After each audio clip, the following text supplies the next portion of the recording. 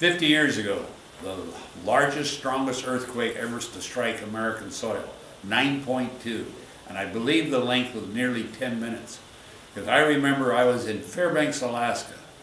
I was at the top of the Polaris building in Fairbanks, Alaska with my wife and my tax man. I could not stand up. My wife was in a chair and she was rolling.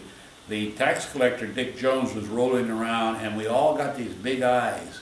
We didn't know what was going on. And finally, when it settled down, we all looked at one another, and Dick said, if we're not at the epicenter, we will be in trouble. And that same day, that same weekend, we were having the Alaskan Republican Convention in Fairbanks, and Lowell Talmadge Jr. was running for the United States Congress against Ralph J. Rivers. And Lowell Talmadge Jr. lost his house. It slid into the ocean or into the Cook Inlet. And then we got the news that Anchorage was in fact devastated. And Valdez and Kodiak. Kodiak was a unique thing because it actually sunk 8 feet on one side, and that's the solid rock, and rose 8 feet on the other side. So a lot of the area was inhabited was sunk. On the other side, there was no ability to take and put their boats in, or the docks were no longer any good. It was something that I don't think any Alaskan would like to go through again.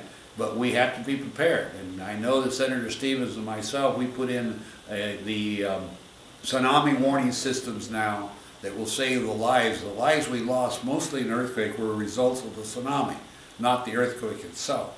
And so there was a period of time. It's hard to believe it was 50 years ago, but it has been occurred. It'll probably happen again, and I hope we're prepared for it.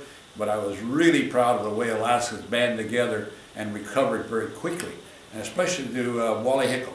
Because it wasn't, I don't think, more than a month afterwards he started building the Captain Cook Hotel downtown Anchorage, because Anchorage was devastated. They were really demoralized. Everybody said, well, if Wally can build a hotel, we could rebuild the town, and Anchorage was rebuilt. It was a period of time of good Alaskan spirit and American spirit.